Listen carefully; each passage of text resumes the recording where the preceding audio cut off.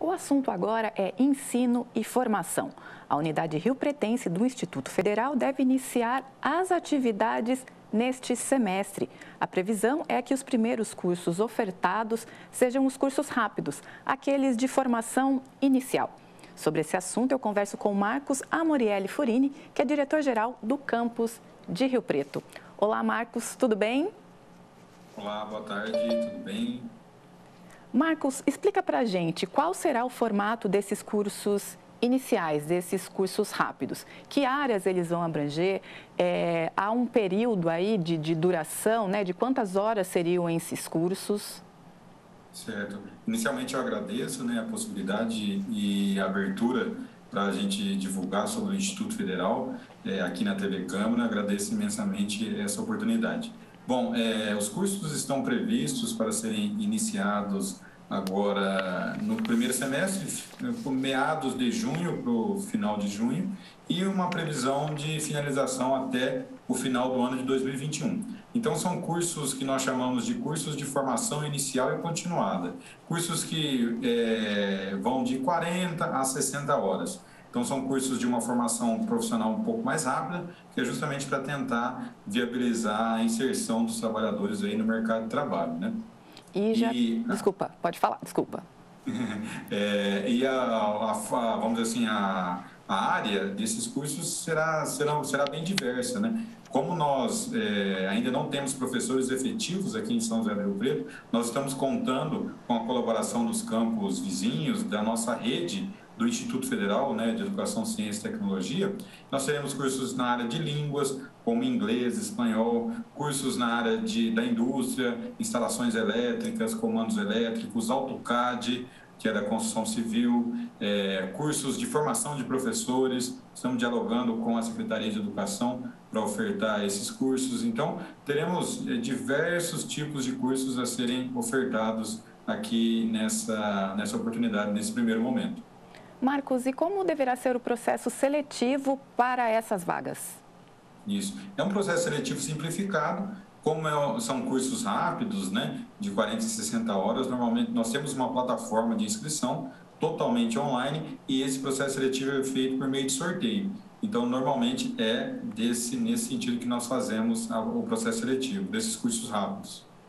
E como que seriam as aulas nesse momento de pandemia? Seriam online ou semipresencial? Qual seria o movimento? Seria um sistema híbrido? Isso, justamente pelo fato do nosso campus, ele ainda está em implantação do ponto de vista dos móveis, equipamentos. Então, o prédio ele está pronto, nós iremos equipar, vamos dizer assim, o prédio a partir desse momento. Então, esses cursos se dariam de maneira remota. Então, todos eles serão ofertados de maneira remota, com encontros síncronos, online, e também atividades assíncronas, que nós falamos que o estudante ele pode realizar em qualquer momento, na sua casa, em qualquer tempo em que for mais adequado para ele. Mas justamente por conta da pandemia, dessa restrição que nós estamos vivendo nesse momento, e por conta do campus ainda não estar totalmente equipado, essas atividades serão realmente de maneira remota. Além da formação desses cursos iniciais, esses cursos rápidos, o Instituto também atua na questão do ensino técnico e do ensino superior. No caso da unidade de Rio Preto, esse tipo de modalidade está previsto aqui para a gente também? Há uma previsão de quando seriam implantados os cursos regulares? Isso, é muito importante essa pergunta para a gente esclarecer sobre a atuação do Instituto, O Instituto, aqui em São José do Rio Preto, ele foi concebido e ele está aprovado por uma portaria do Ministério da Educação para ser um campus pleno.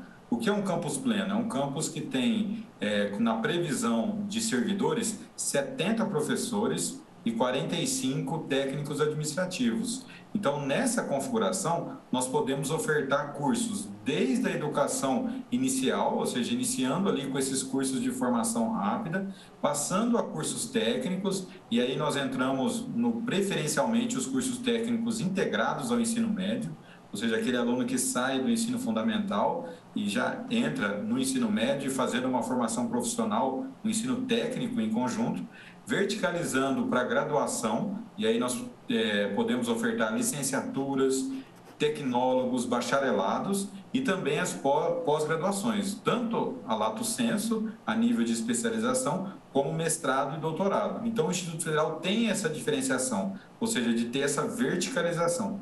Quanto à unidade, ao início desses cursos regulares, infelizmente nós estamos num ano, né, fora a questão sanitária, né, muito complexa e de uma tragédia, nós estamos também vivendo um impacto social e econômico, né, e político também. Então, nós não temos, por enquanto, a liberação, vamos dizer assim, de contratação de professores, de nomeação, né, que é feita por concurso público, justamente por conta de uma lei, a 173, né, de 2020, que ela impede novos gastos.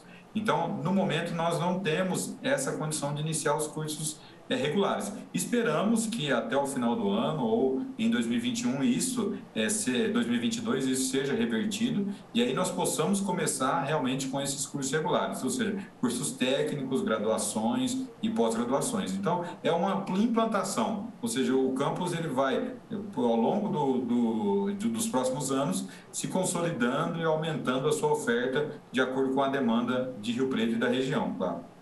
Marcos, em 2018, a Prefeitura e o Instituto anunciaram que aqui em Rio Preto, os cursos regulares, os primeiros, né, seriam técnicos de produção de áudio e vídeo e artes visuais. Isso após uma pesquisa realizada, inclusive, com a participação popular, né? Esses eixos vão se manter? Então, esses cursos continuam aí sendo os primeiros no futuro, quando se iniciarem os cursos regulares, esses vão ser realmente os primeiros cursos?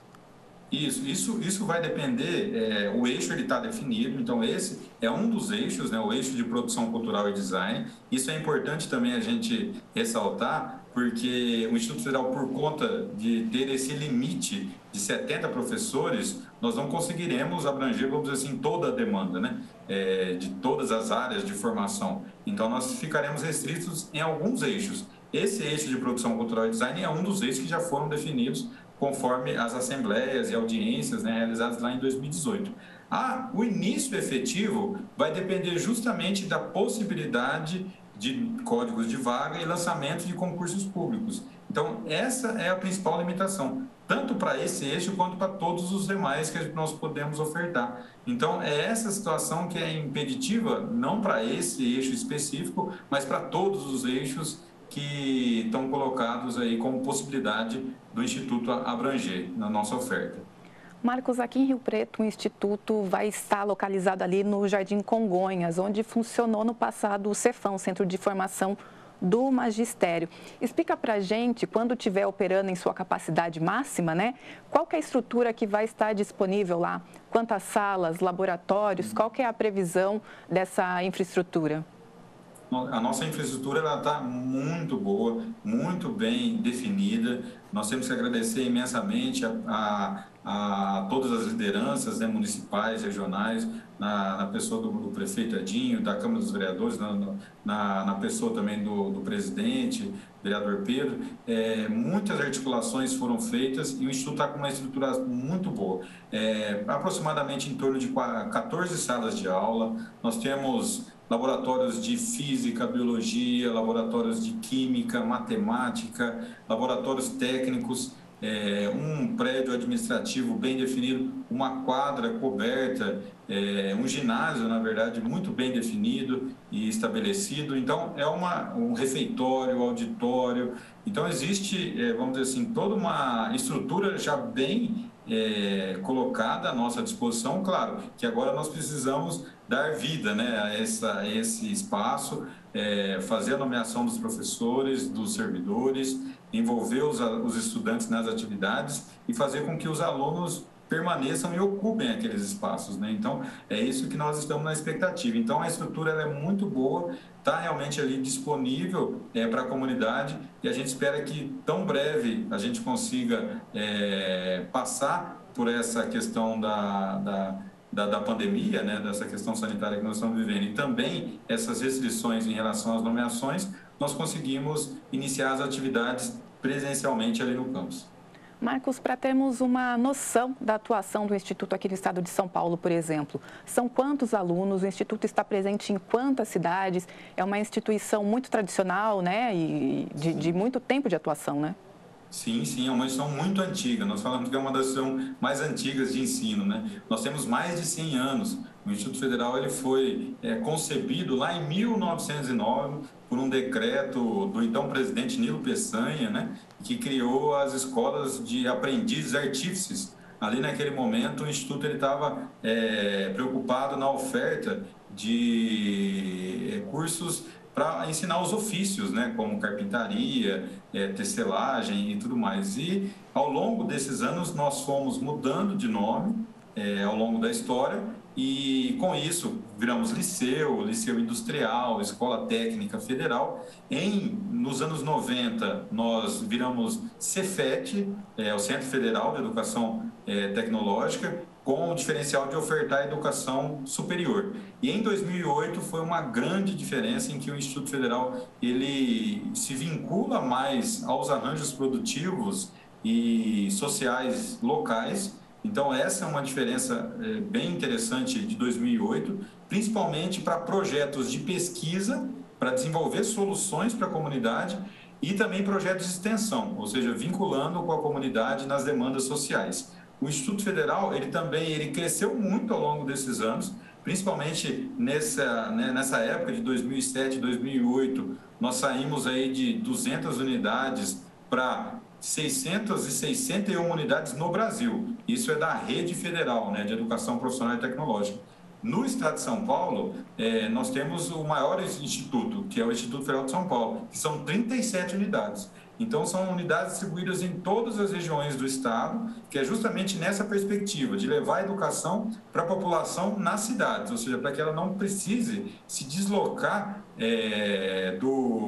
da sua residência ou fazer um grande deslocamento para os grandes centros, né, para buscar educação profissional gratuita, né, federal e pública de qualidade. Nós estamos aí com cerca de 40 mil alunos, né, distribuídos no estado, né, como um todo, e mais de 1 milhão no Brasil inteiro, né? Então é uma grande rede federal pensada e articulada para uma educação profissional, principalmente vinculada à classe trabalhadora, né? Da gente prover condições de mudança de vida, mudança de perspectiva para a nossa comunidade, principalmente para a nossa juventude, né? Marcos, você falou em demanda social, né, e do trabalho do Instituto caminhar atrelado a isso. O Instituto é uma instituição de ensino gratuito e o órgão tem algum sistema, por exemplo, de reserva de vagas para alunos de baixa renda, cotas raciais, reserva para alunos de escolas públicas? Vocês também desenvolvem ações para promover a inclusão nesse sentido?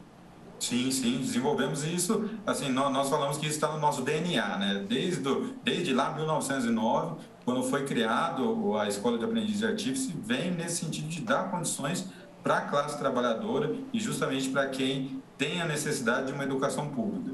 Na nossa seleção, nós trabalhamos com o acesso, a permanência e o êxito, né? O acesso ao estudante de baixa renda, a permanência dele no Instituto e também ao êxito, que seria a conclusão. O acesso por meio, claro, da reserva de vagas. E aí cabe a gente destacar, né, que isso é uma lei federal e no Instituto Federal nós reservamos 50% das nossas vagas para aqueles que são oriundos de escola pública. Então, isso é importante e as outras 50 vagas é ampla concorrência. Então, é tanto para quem estudou escola pública ou não. Isso é interessante porque o Instituto ele acaba, vamos dizer assim, tendo uma população de quase 70% a 80% dos alunos oriundos de escola pública.